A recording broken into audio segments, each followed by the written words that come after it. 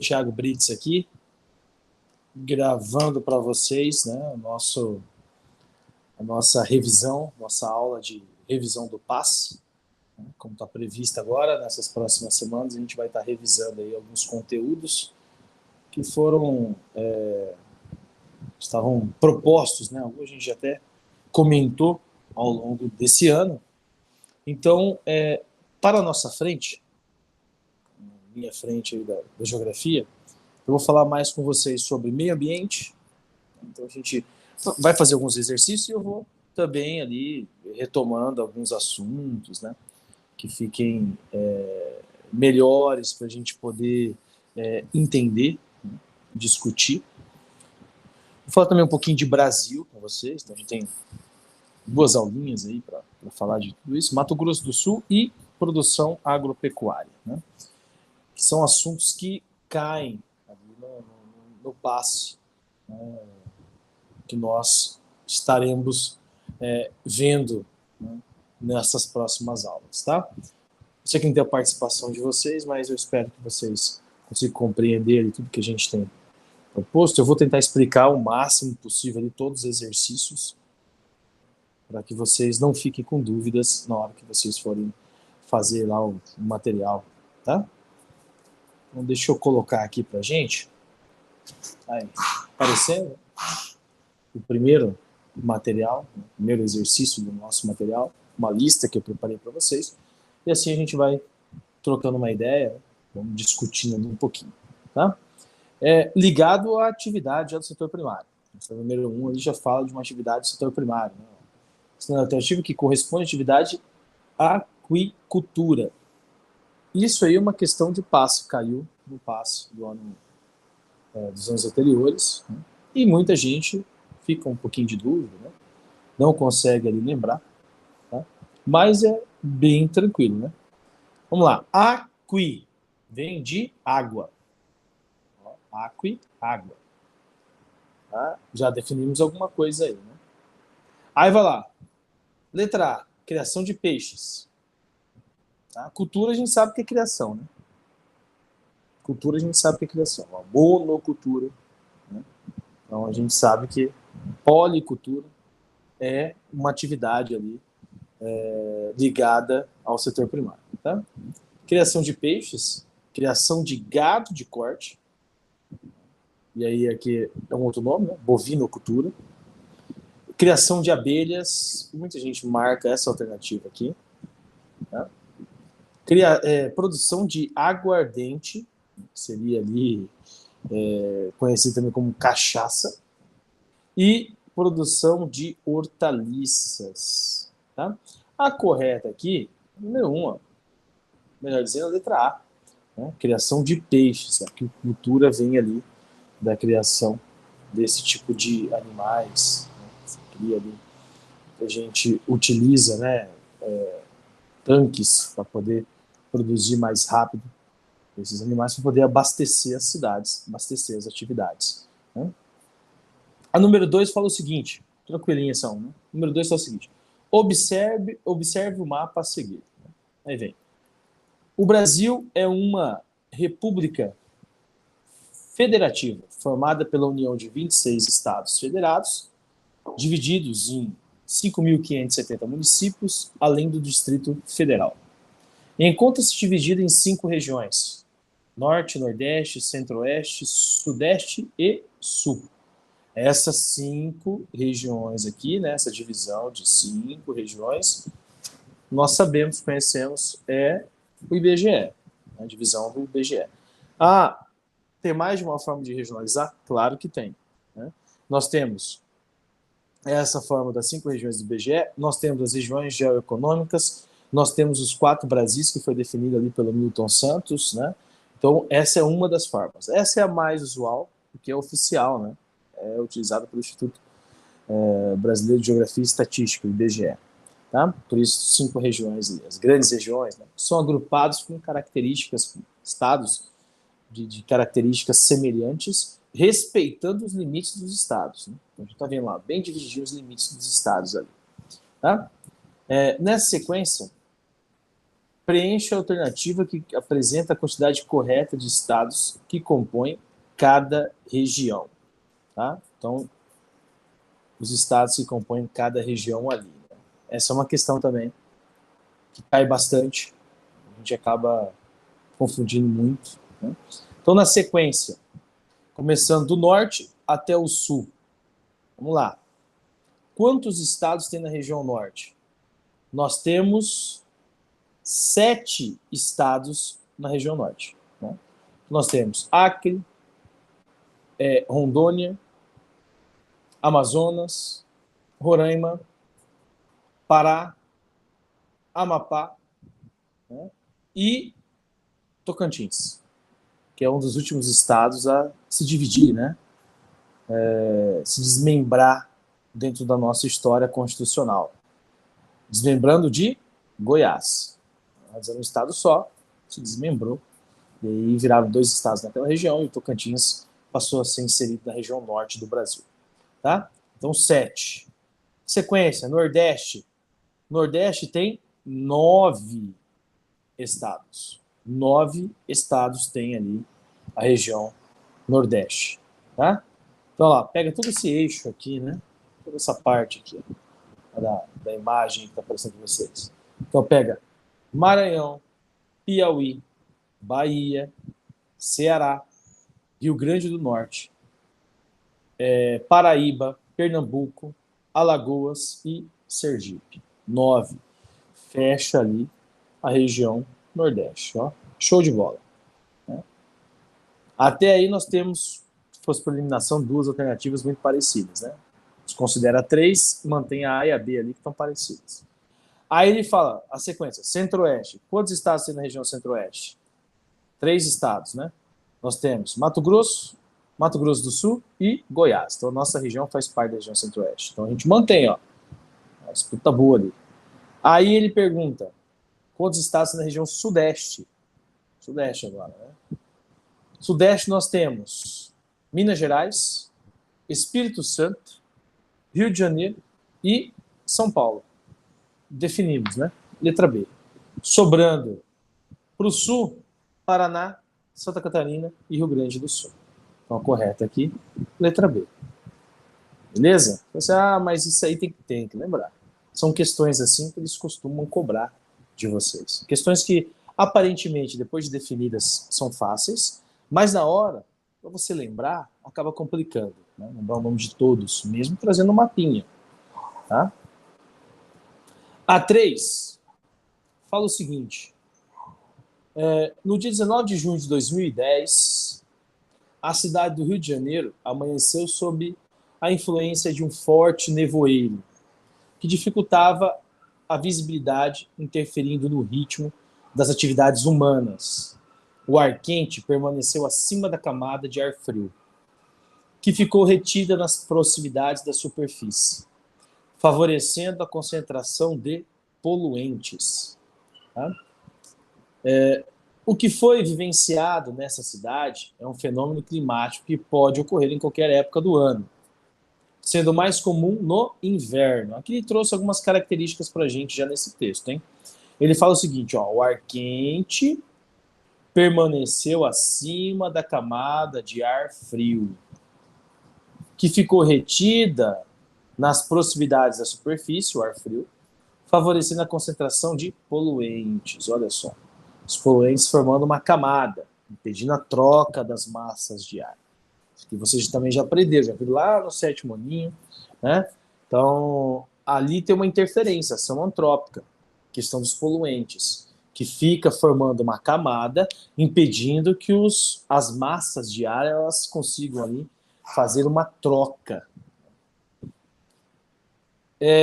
Fenômeno climático que pode ocorrer em qualquer época do ano, mais comum no inverno. Isso aqui é uma outra característica desse fenômeno climático, no inverno, que é quando a gente tem a massa de ar chegando nessas regiões urbanizadas.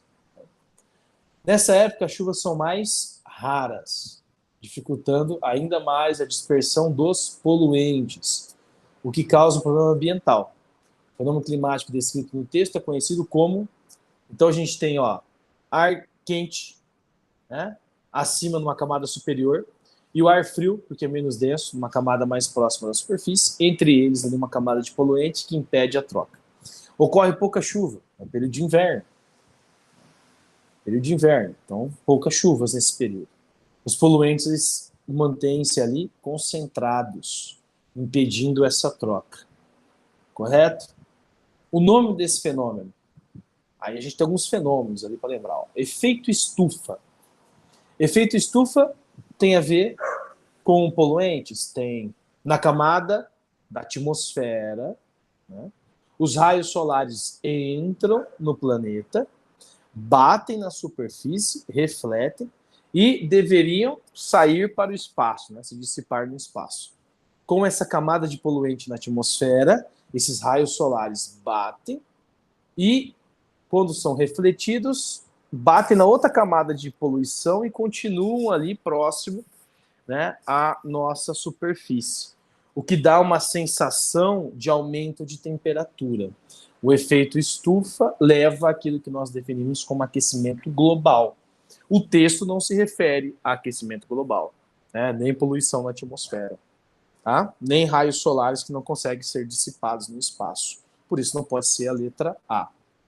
Ilhas de calor é um fenômeno também interessante dos centros urbanos. As áreas onde nós temos a maior quantidade de construções, elas retêm a maior quantidade de calor. Elas armazenam mais calor. Tá? Por que armazena mais calor? Nós estamos falando de uma região onde tem concreto, né? Nas cidades, prédios, carros liberando poluentes. Aí nós temos, além disso, pouca vegetação. A vegetação, ela consegue ali absorver, né, o calor, tá? Então, nessas áreas, a temperatura aumenta mais, nas áreas mais urbanizadas, os centros das cidades. Então, você vai imaginar Campo Grande, o centro de Campo Grande, você imagina o Parque dos Poderes.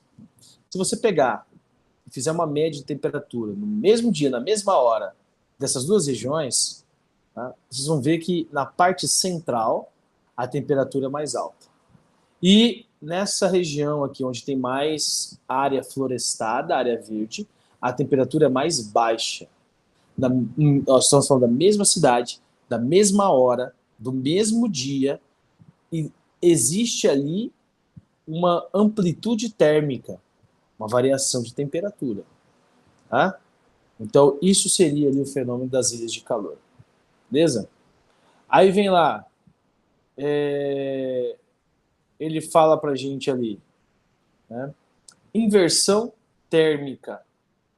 Ó, inversão térmica. Quem viu inversão térmica sabe que a troca de ar, de massa de ar, quando tem uma camada de poluição, não consegue ocorrer. Né? Então ela não ocorre. Não tem essa troca das massas. Então a correta aqui é a letra C. Porque chuva ácida tem a ver com os poluentes, né, que se misturam com as nuvens carregadas e aí depois se precipitam, né, essas nuvens nas áreas onde o índice de poluição é muito alto. E aí ocorre alguns desgastes, né? Por exemplo, corrosão de veículos, de tintura de veículos, de estátuas, né? Chuva ácida, tá? O correto aqui na 3, então, é a letra C, inversão térmica. Beleza? Inversão térmica, troca das massas. A 4 já vem falando, olha lá, ó, aquecimento global. Acabei de definir aquecimento global quando a gente explicou a questão anterior, né? Mas vamos lá, vamos acompanhar. Tá? Sobre o aquecimento global, é correto dizer que é um evento exclusivamente climático. E aí? Não, né? Tem várias ações, tem vários agentes que contribuem para o aquecimento global. Tá? Você falar que ele é exclusivo do clima, errado. Até porque os climas eles estão mudando em um período de tempo muito menor do que era no passado. Né? Qual que é a diferença entre tempo e clima? Né? Vocês aprenderam isso. Né? Você fala assim, o tempo hoje está ensolarado. Né? O clima hoje está ensolarado. É correto? Fala, não, é errado. Né? Porque o tempo atmosférico é aquele que muda com uma frequência muito maior. O clima, você demora muito mais tempo para poder definir um clima, em média de 20 a 30 anos para definir o clima de uma região. Tá? E o clima no planeta, ele tem se alterado em um período de tempo, agora dizendo tempo, né? Anos, não tempo meteorológico, tempo de data, em um período de tempo muito mais rápido. Está vendo? Derretimento de calota, aumento do nível da água, né? Regiões onde choviam periodicamente não chovem mais. Regiões onde não tinha desertos, agora os desertos começam a surgir, começam a aparecer. Né? Áreas onde tinha precipitação de chuvas, como é a nossa região aqui, começa a ter uma diminuição na quantidade de chuvas. Isso aí, um fenômeno do desmatamento, das queimadas, né, que ocorrem no nosso país e em outros países também. Né? A B fala o seguinte: é uma ocorrência exclusivamente temporal atmosférica, acabei de falar. Está condicionado ao clima, mas o clima não é o único agente. Né? E o tempo atmosférico é aquele que muda com uma frequência muito maior. Então, hoje, nesse momento, está ensolarado, daqui a pouco começa a chover, no final da tarde para a noite esfria. Isso é uma alteração de tempo atmosférico. A C fala o seguinte: é um fenômeno climático com efeitos na dinâmica do tempo meteorológico. Deixa essa aí de ladinho. Né? A D fala o seguinte: é uma dinâmica meteorológica que podem acarretar efeitos climáticos. Não. O tempo meteorológico está condicionado ao clima. Foi isso que vocês aprenderam. Né? Então nós sabemos que o tempo aqui na nossa região ele é muito ensolarado, tem chuvas periódicas, né? Determinada época do ano, por exemplo, tem um inverno que não chove. Essa é uma das condições climáticas da nossa região. Ter um verão quente e úmido e um inverno frio e seco. Né? São condicionantes. Tá? E aí diz o seguinte: ocorre em uma escala muito ampla para ser chamado de clima ou de tempo. Também não. Também não. A correta aqui vai ser essa letrinha aqui, ó, letra C. Tá? Então, o aquecimento global a gente pode definir ele como um fenômeno climático, é um fenômeno climático, tá? E ele afeta a dinâmica do tempo meteorológico em várias regiões. Acabei de dizer. Esse aquecimento global ele está interferindo nas calotas polares da região. Ele está fazendo com que regiões que choviam ali com uma grande quantidade de milímetros ao longo do ano diminua. Então, essas chuvas elas estão sumindo cada vez mais, estão ficando escassas, estão desaparecendo. Tá? Então está alterando essas áreas. E isso é uma mudança climática, mas que tem muito a ver com a ação antrópica, ou seja, a ação do homem. Né? O homem interferindo diretamente aonde? Na natureza. Certo? Como que a gente interfere nessa natureza? Desmatando, poluindo, desgastando o meio natural, explorando demais. Então, essas mudanças climáticas são reflexos de uma sociedade extremamente consumista que nós temos. É por isso que, cada vez mais, os países, agora entrando numa parte teórica, os países discutem o desenvolvimento sustentável, não é? Por que eles discutem cada vez mais esse desenvolvimento sustentável? Porque eles sabem que em algum momento do nosso planeta, esses recursos naturais eles vão vir a faltar. Eles vão deixar de existir. E quem é que será, né, ou serão prejudicados ali no futuro? As novas gerações. Né? Os nossos filhos, nossos netos, serão eles os prejudicados. Porque eles vão vir para um planeta em que recursos naturais não vão existir. Então você não vai ter mais vegetação, você não vai ter mais sol, você não vai ter mais minério, né? Nem água, nem... porque está sendo desgastado em um nível de tempo, né, muito curto. Tá? Então a gente está consumindo muito, em um período muito curto de tempo, o que não dá tempo do planeta se regenerar. Porque tudo isso que a gente consome de recurso natural é o planeta que nos fornece. Por isso que a gente discute cada vez mais o desenvolvimento sustentável, né? Cada vez mais os países discutem desenvolvimento sustentável. É para isso que foi criado, por exemplo, o Acordo de Paris, para discutir ali essa questão do desenvolvimento e a degradação ambiental, a diminuição dela, né? Então, os países desenvolvidos eles estão cuidando sobre esse assunto há um bom tempo, né? E existe um receio de que nós tenhamos, né, para o futuro, só países que consumam daqueles que preservam. Por isso que existe uma pressão muito grande em cima do Brasil, que o Brasil tem desgastado, desmatado muito, né, nos últimos anos. Tá? Por isso essa pressão tão grande para que a gente possa preservar mais, guardar mais esses elementos naturais. Tá? A 5 diz o seguinte, ainda ligado ao assunto meio ambiente, né? A gente vai falar de mais coisas, mas ligado ao assunto meio ambiente, eu dei o exemplo aí do Acordo de Paris, mas eu poderia citar também o Protocolo de Quioto, eu poderia citar Rio 92, Rio Mais 20, né?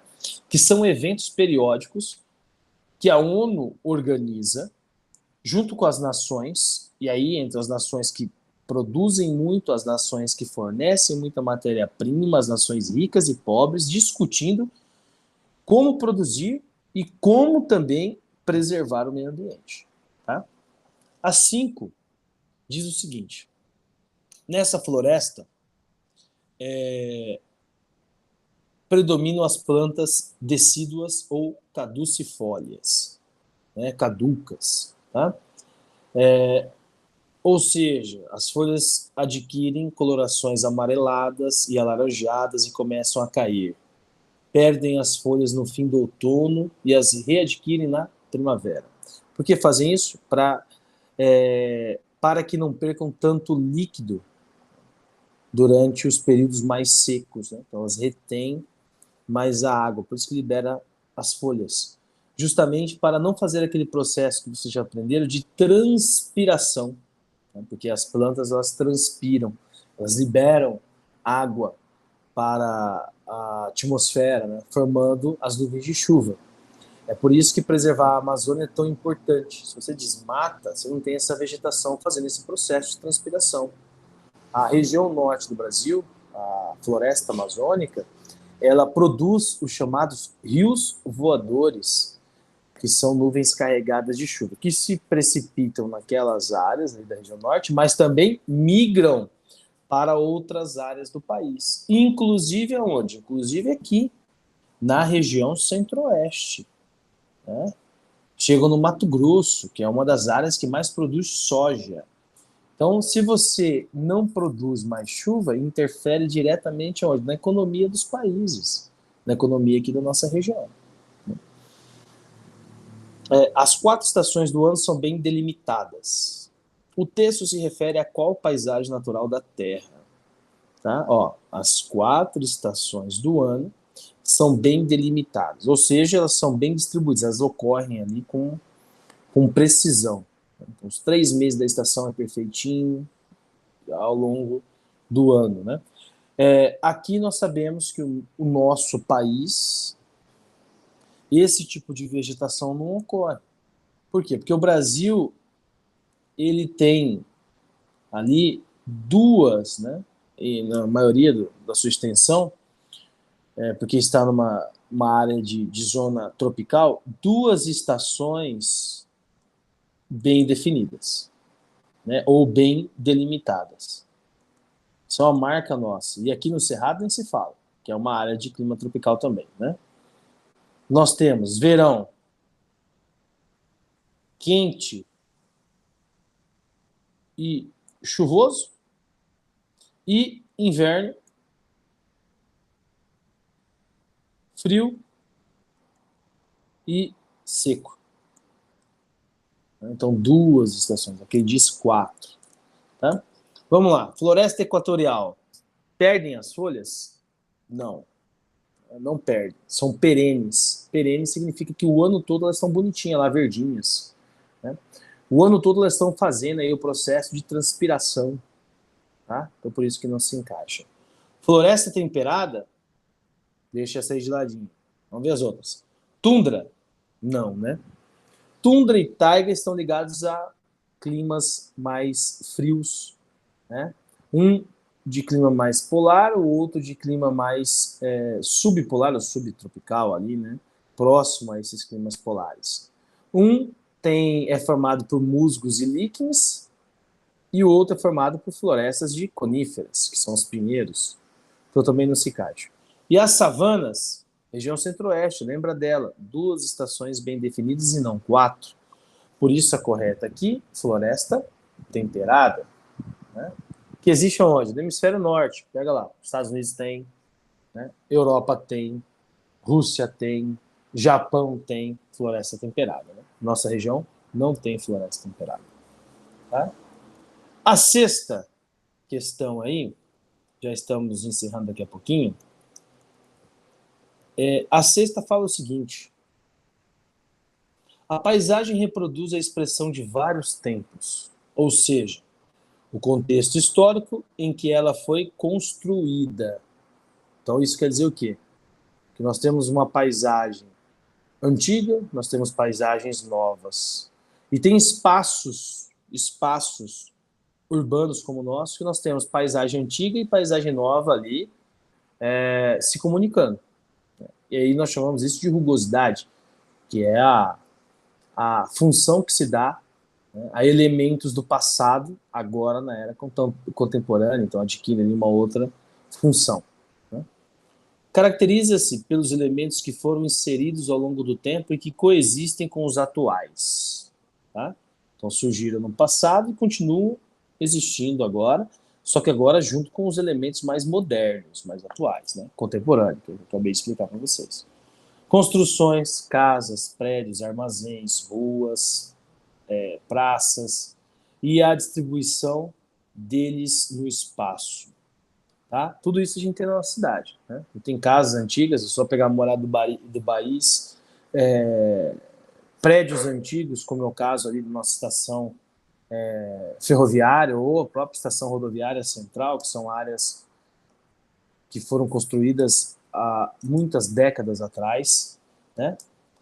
Armazéns, tem uma escola antiga ali do centro em frente ao Mercadão Municipal, que também foi construída há muito tempo atrás, né? Que são elementos antigos, né? Que foram ganhando ali novas roupagens. Tá?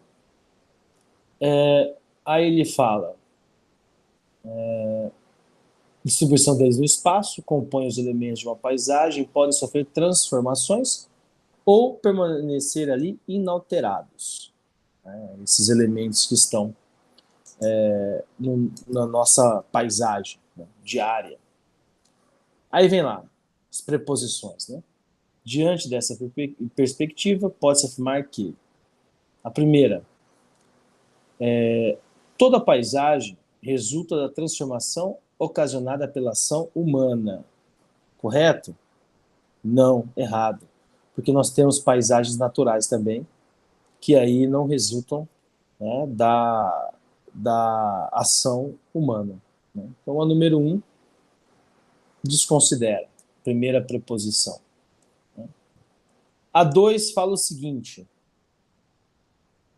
a paisagem expressa a história das práticas sociais e naturais. Correto. A história delas. Tanto para a ação antrópica, para que tempo foi feito, qual era o tempo que foi feito, né? Como também da natureza. Em que época, né, ou em que período foi constituída. Então entra ali a questão histórica por parte, né, ou por trás delas. Tá? Os elementos de uma paisagem podem transformar-se ao longo do tempo. Correto. Como a gente falar, o texto fala da transformação, né? Podem permanecer lá, ó, sofrer transformações ou permanecer inalterados. Né? E a 4 fala o seguinte: a construção do espaço geográfico corresponde a uma transformação das paisagens. Correto também. Né? Então a gente tem ali no espaço geográfico transformações da paisagem. Claro que temos. Né? Então a correta aqui vai ser letra C. 2, 3 e 4. Para quem também não lembrava de paisagem, lugar, né? Sentidos, tá? É muito importante fazer esses exercícios aqui, para a gente poder relembrar esses conceitos, né? É claro, eu vou explicando os conceitos aqui, mas como é uma revisão, às vezes passa um ou outro, então reveja, né? Dê uma analisada. Mais uma de paisagem, para a gente poder fechar aqui. Fala o seguinte, a 7, agora. A paisagem existe através de suas formas, criadas em momentos históricos diferentes, porém coexistindo no momento atual.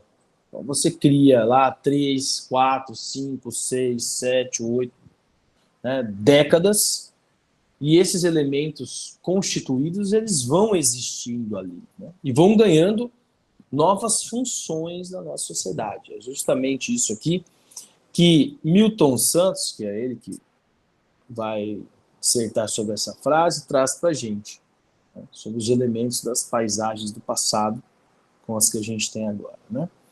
Aí ele fala, a partir da afirmativa do autor acima citada, é correto afirmar, tá? Aí vamos lá. Letra A.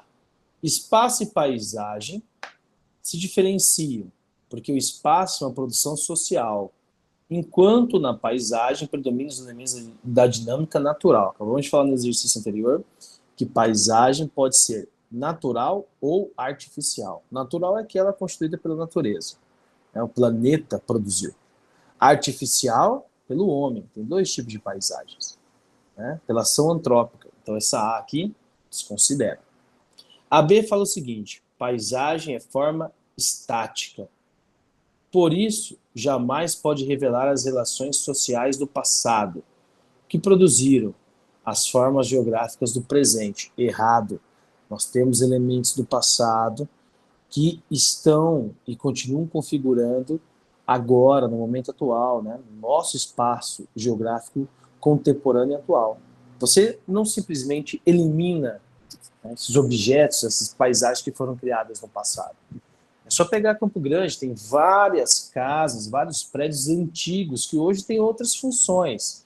Alguns estão abandonados, mas a grande maioria tem outra função, né? Outra função social da propriedade privada. Ah, não pode degradar a fachada. A grande maioria não pode, né? Até porque são tombados com patrimônio histórico e cultural, né? Mas eles ganham outras funções. Permanece a fachada bonitinha, mas ganha outras funções, né? Ali vai ser produzido outras coisas, né? A C fala o seguinte, a paisagem tem significado apenas panorâmico, pois é destituída de conteúdo social. Errado. Se tem ação antrópica em uma das duas, né, tem conteúdo social. Foi pensado ali para atender a demanda da sociedade, né? O que nos permite contemplar as formas, mas jamais analisar a sua essência.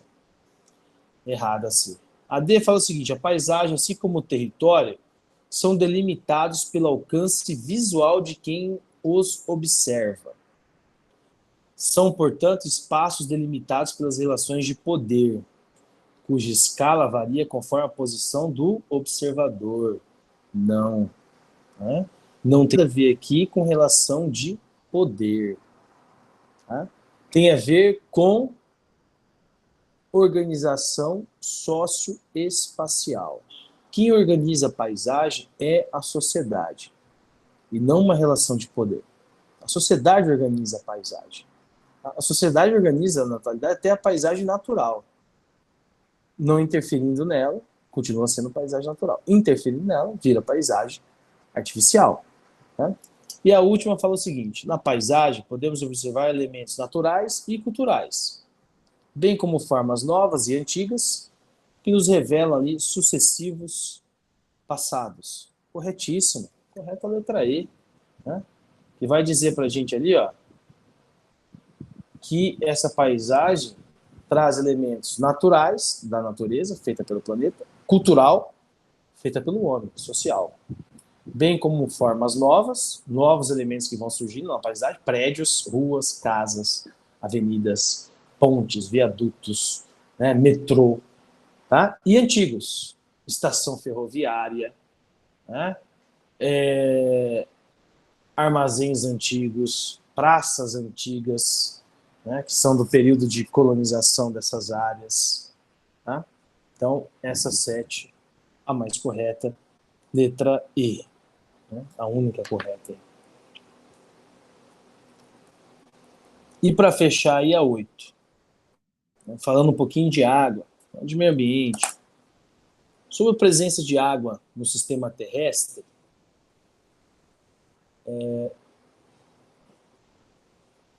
julgue as afirmativas a seguir, né? As preposições aí também. Tá? A primeira preposição. A disponibilidade de água no planeta é cada vez menor, o que vem gerando profundas preocupações para a humanidade. Essa aí é 8. Deixa essa 1 de lado aí. Vamos lá ver a 2. A maior parte das águas do mundo concentra-se nos oceanos. Beleza. Vamos ver a 3. A água doce do mundo está em maior parte presente em seu estado sólido. Ó. Reto. A 4 diz o seguinte: os rios sempre surgem da formação de nascentes do solo, que nada mais são do que afloramentos do lençol freático. Essa ali é a 4. Sempre surgindo do lençol freático. E vamos ver lá a 5. A 5 vem. Graças ao ciclo da água, podemos dizer que as águas potáveis são um recurso natural renovável, de uso contínuo. Né? Então, essa é a questão, a preposição 5. Né? Bom, analisando aí todas elas, a correta para a gente é apenas a 2 e a 3. Né? 2 e 3. Tá? Primeiro, disponibilidade de água no planeta é cada vez menor. Não discrimina qual tipo de água. Então tem que prestar atenção. Porque se fala água doce, correto. Mas como ele fala água no geral, então aí nós temos os oceanos e os mares. Aí não é menor, né? Aí tem uma grande quantidade. Tá? Então aqui não discrimina água doce ou água potável, né? Que seria ali de acesso. Tá? Aqui ele põe água cada vez menor. O que não é verdade. Tem muita água. Agora, água potável, água doce, aí sim diminui. Tem regiões que não tem nenhum dos dois tipos. Né? A 2 ele diz o seguinte: a maior parte das águas do mundo concentra-se nos oceanos. Corretíssimo. A maior parte das águas no mundo concentra-se nos oceanos. Correto. A água doce do mundo está em maior parte presente em estado sólido, as geleiras e neves eternas. É a maior parte das águas doces que nós temos e que fica de difícil acesso para a gente, né? A 4 fala: os rios sempre surgem da formação de nascentes dos solos. Nem sempre. O sempre é que torna errado. Se fala assim, os rios surgem da formação de nascentes do solo, aí fica legal, porque também surge, né, do afloramento. Mas tem rios que surgem do derretimento de montanhas, né, de neves eternas. Tá? Então a gente tem outras formações. Né? Esse sempre condiciona a uma nascente de afloramento. E aí torna errado. E a 5 fala: graças ao ciclo da água, podemos dizer que as águas potáveis são um recurso natural renovável e de uso contínuo. Tá? A água, por si só, é um recurso renovável, mas o uso contínuo dela tem mostrado cada vez mais que nós estamos ficando sem esse recurso para o futuro. Então, as futuras gerações vão sofrer com a falta desse recurso. Então, ela não é renovável como diz aí nesse fragmento. Tá? Então, a correta, letra B. Bom, vamos parar por aqui. A aula que vem, nós fechamos esse material, né? E aí fechamos também a revisão do página, tem mais uma semaninha, né? E aí a gente revisa e fecha esse material e eu vou explicando outros conceitos, explicando as questões, as alternativas, as proposições também para vocês. Tá bom? Encerrando, então, essa nossa primeira revisão. Um abraço, espero que vocês tenham gostado, né? Se tiver alguma dúvida, procura, manda uma mensagem que a gente vai trocando uma ideia. Tá? Abraço, gente!